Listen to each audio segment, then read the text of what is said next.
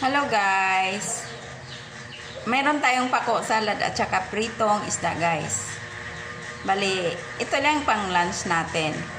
First, in-slice ko muna yung pako. Yung mga malambot na parte lang. Tapos, binablanch ko.